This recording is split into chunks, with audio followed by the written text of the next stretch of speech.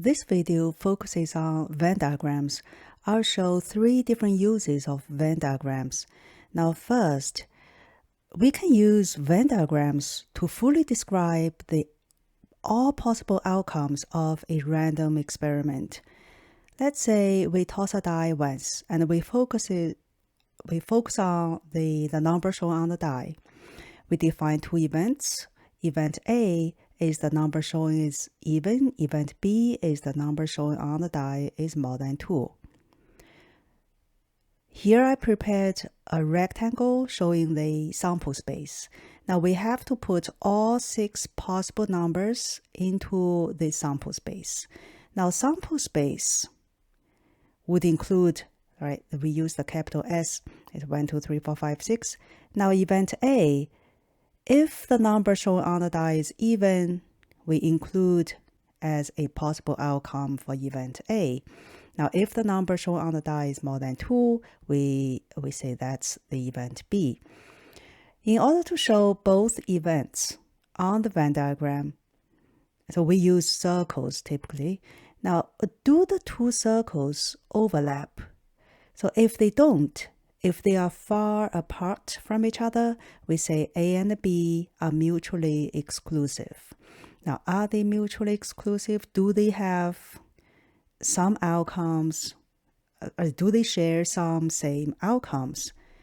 So let's say what outcomes would be in both A and B?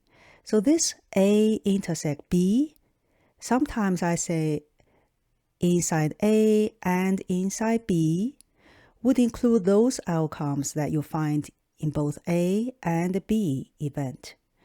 Now looking at the numbers in the 2 events, we find that 4 and 6 are in both. That's why A intersect B has this number set, 4 and 6. Since A intersect B is not an empty set, AB are not mutually exclusive. So when we draw the Venn diagram, we first circle an event A, and then for event B, we must have this AB with some overlap, right? Now we need to put the 6 numbers onto the Venn diagram. Because A intersect B has the 2 numbers 4 and 6, we can start with writing the 4 and 6 into the intersect. Right. Now, apart from 4 and 6, event A has another number, 2. So we write 2 outside the intersect of A and B. So this 2 is inside A but outside B. That we say it's A prime or A complement and B. Right. This is the bluish region. And then event B has 3, 4, 5, 6. So we write 3 and 5 outside this 4 and 6 region. So B has all 4 numbers and A has all 3. Now, these 5 numbers are not all possible outcomes of the random experiment of toss a die once. So we are missing out the number 1. So we write 1 outside the 2 circles, but inside the sample space. So inside the rectangle. Now we have a Venn diagram that shows all the outcomes. Using this Venn diagram, we can fully describe a lot of different ways of writing A, B, or A complement, B complement, whether it's union or intersect or whatever. We can fully describe those events.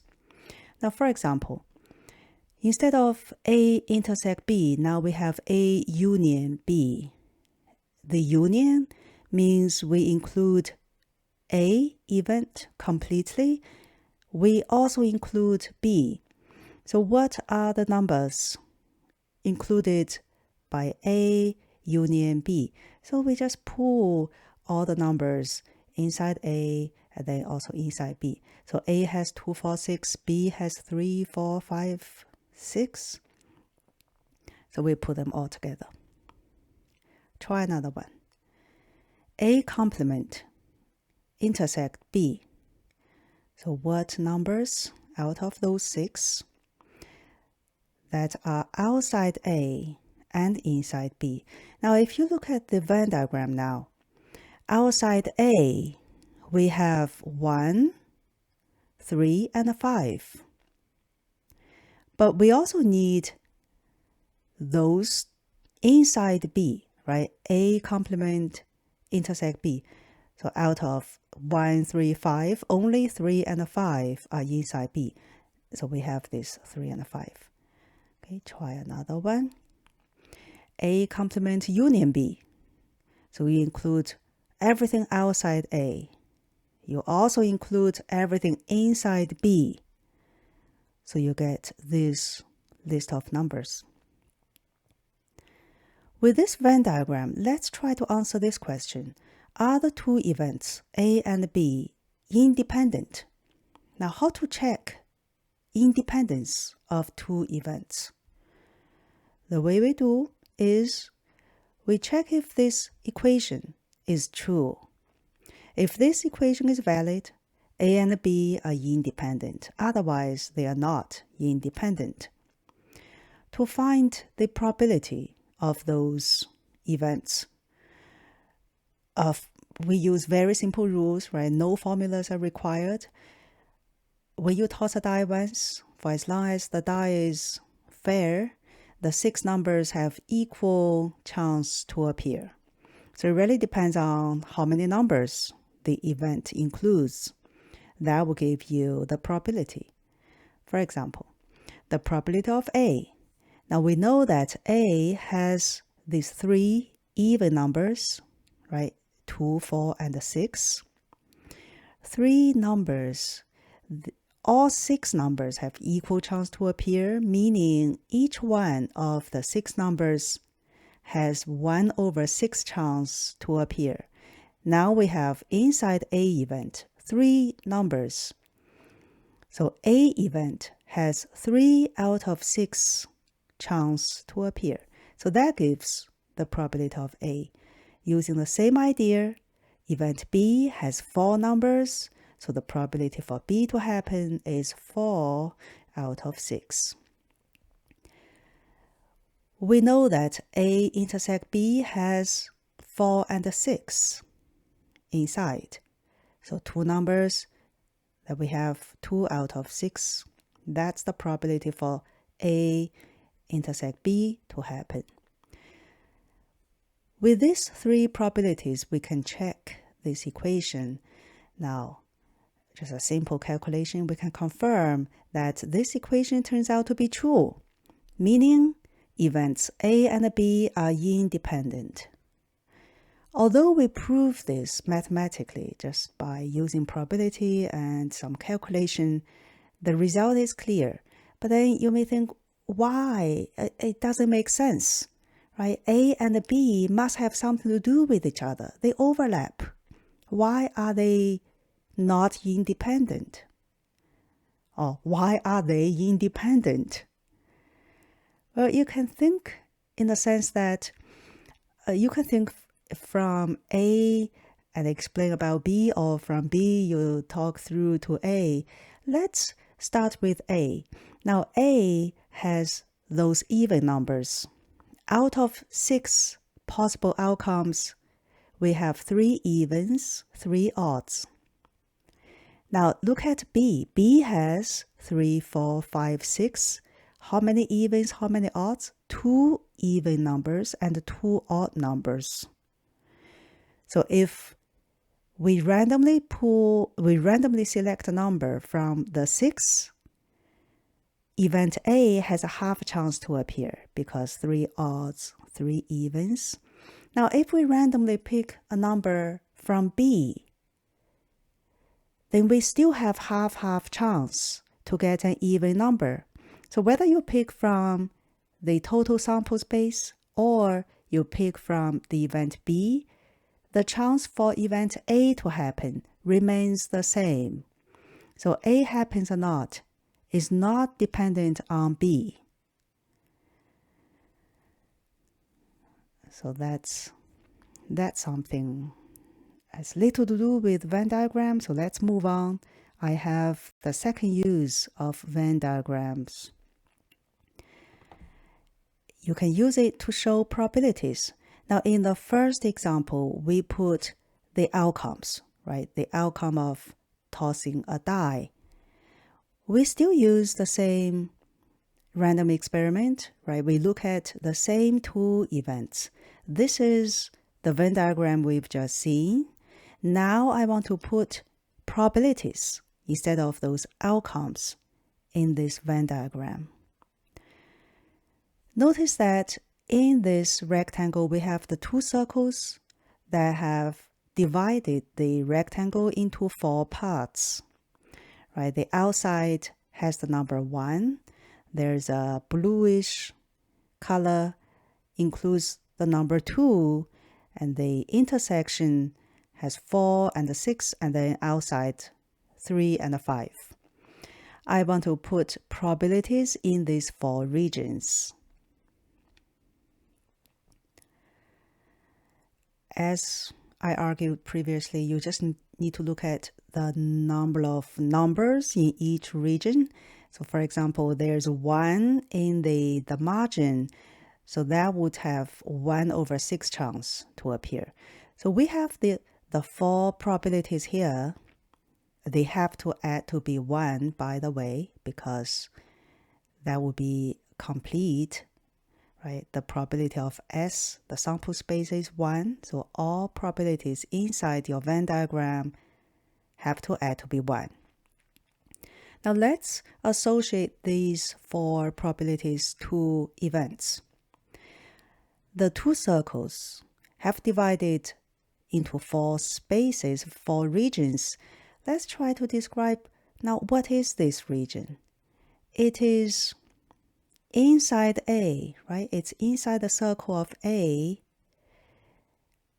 and it's also outside the circle of B.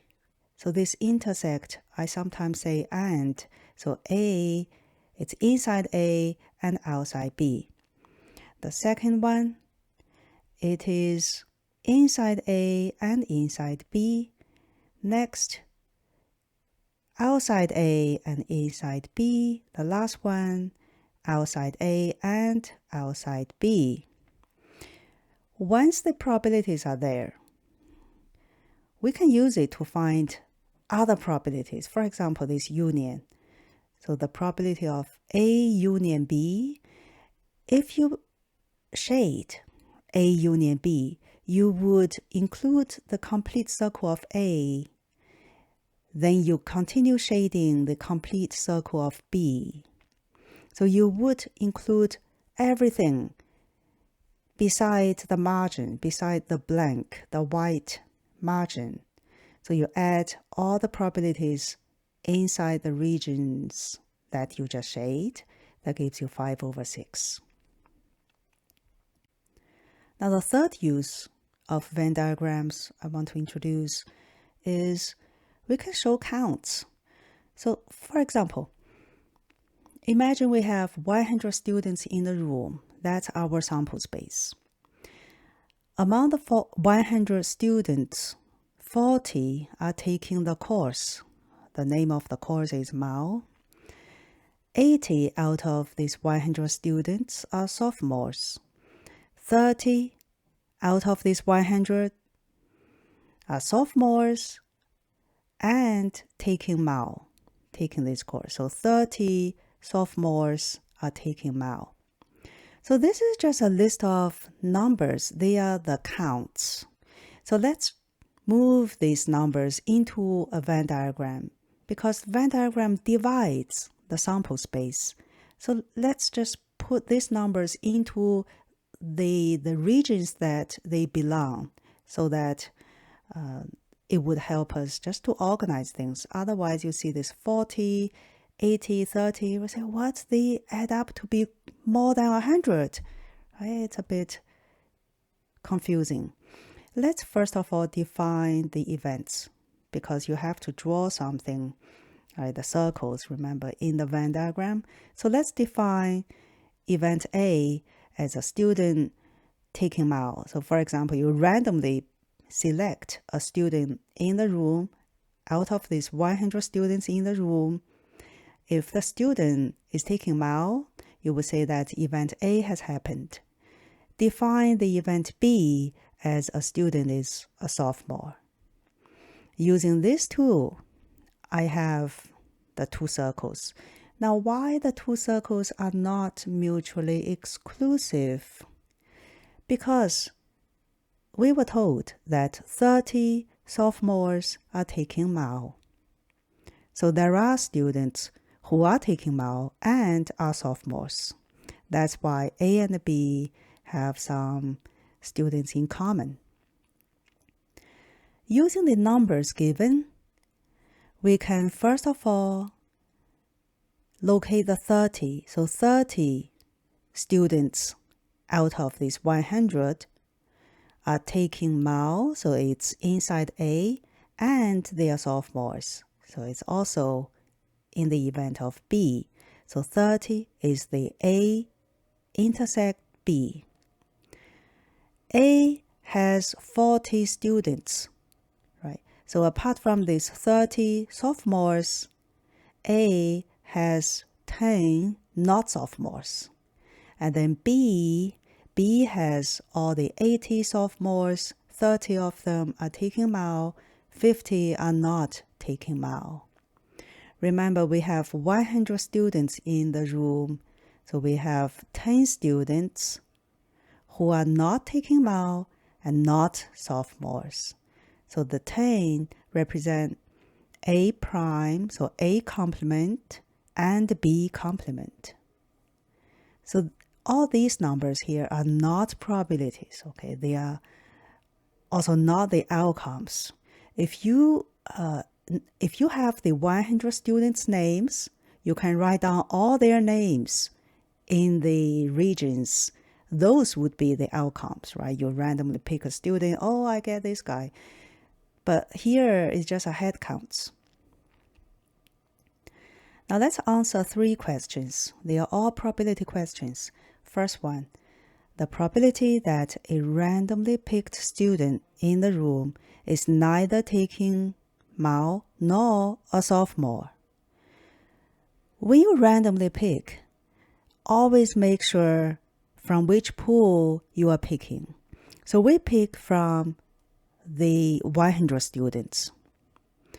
If you pick 1 out of the 100, what's the probability that you don't have, the student is not taking Mao, the student is not a sophomore? So this is those 10 students outside A and outside B. So because we have 10 of those, the probability is 0.1. What's the probability that a Mao student is not a sophomore? The probability that a Mao student, so you are not picking a random student from the 100.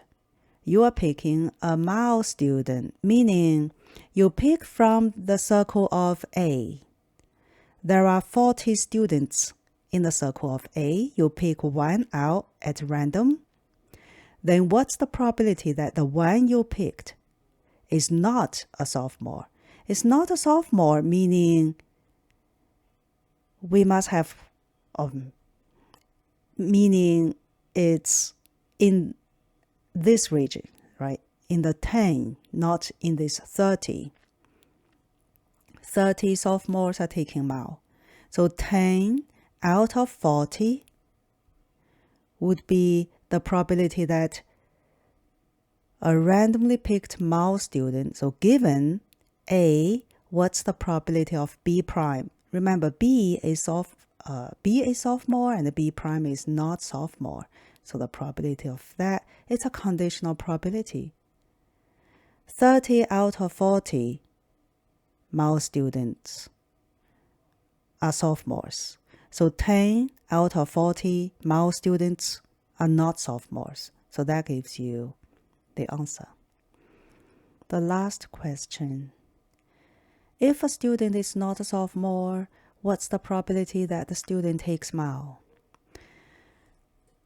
So we have 80 students in the room who are sophomores. If we have a student who is not a sophomore, meaning we have one of those 20 students, right? 80 students are sophomores, 20 are not sophomores, and we have a student who is not a sophomore. What's the probability that the student takes Mao? Just look at the Venn diagram. Outside the big circle of B, we have 10 students inside the circle of A, 10 students outside any circles. So the chance for a non-sophomore to take Mao is half.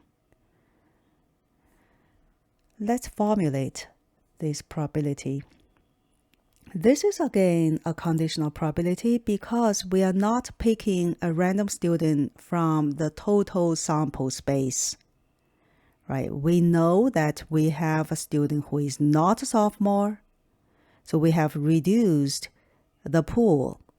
The pool we are picking is from B prime. So B is sophomore, B prime is not sophomore. Given the student is not sophomore, what's the probability of A happening? So that's the conditional probability. So as I said, half, we have this answer. Now remember we have the, when we introduce the conditional probability, we do have a proper formula, right? This is the ratio. This is the usual way we would write a conditional probability.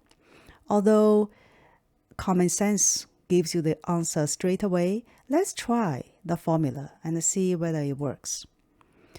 So using this conditional probability formula, we have this ratio of the probability of this intersect divided by the probability of the condition.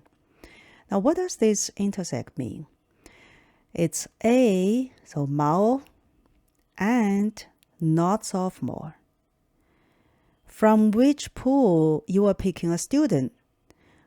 From this 100. So you randomly pick one from this 100 students.